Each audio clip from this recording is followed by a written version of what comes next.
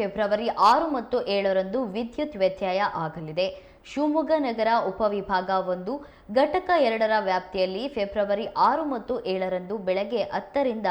ಮಧ್ಯಾಹ್ನದ 2:30ವರೆಗೆ ವಿದ್ಯುತ್ ಕಂಬ ತೆರವುಗೊಳಿಸುವ ಕಾಮಗಾರಿ ಹಮ್ಮಿಕೊಂಡಿದ್ದು, ಚನ್ನಪ್ಪ ಲೇಔಟ್, ಎಎನ್ಕೆ ರಸ್ತೆ, ಗಾಂಧಿನಗರ, ಅಚ್ಯುತರಾವ್ ಲೇಔಟ್,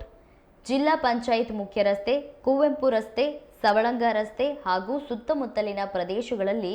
ವಿದ್ಯುತ್ ವ್ಯತ್ಯಯವಾಗಲಿದ್ದು, ಸಾರ್ವಜನಿಕರು ಸಹಕರಿಸುವಂತೆ ಮೆಸ್ಕಾಂ ತಿಳಿಸಿದೆ. ಇನ್ನು ಎಂಆರ್ಎಸ್ ವಿದ್ಯುತ್ ವಿತರಣಾ ಕೇಂದ್ರದ ವ್ಯಾಪ್ತಿಯಲ್ಲಿ ತ್ರೈಮಾಸಿಕ ನಿರ್ವಹಣೆ ಕಾಮಗಾರಿ ಹಮ್ಮಿಕೊಂಡಿದ್ದು, ಫೆಬ್ರವರಿ 7ರಂದು ಬೆಳಗ್ಗೆ 9 ರಿಂದ ಸಂಜೆ 5ರವರೆಗೆ Chikkallu, Gurupura, Purale, Siddeshwara Nagar, Shanthamma layout, Venkateshwara Nagar, Vidyanagar, Ganapathi layout, country club, MRS water supply, MRS colony, Harige, Malavagoppa, Vaddinakoppa, Nanjappa layout, Priyanka layout, BH ರಸ್ತೆಯಲ್ಲಿ ವಿದ್ಯುತ್ ವ್ಯತ್ಯಯವಾಗಲಿದೆ. ಇನ್ನು ಬಾಲರಾಜ್ ಅರಸು ರಸ್ತೆ, ನೆಹರು ರಸ್ತೆ, ದುರ್ಗಿಗುಡಿ ಮುಖ್ಯ ರಸ್ತೆ,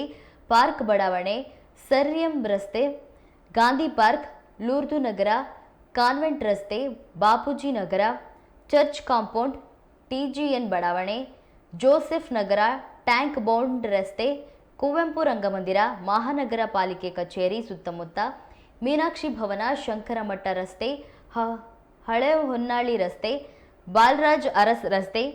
ಮೆಹದಿ ನಗರ, ಬಾಪೂಜಿ ನಗರ, ಬಸವನಗುಡಿ, ವಿನಾಯಕ ಪಾರ್ಕ್, ವಿನಾಯಕ ನಗರ, ಅಮೀರ್ ಅಹಮದ್ ಕಾಲೋನಿ,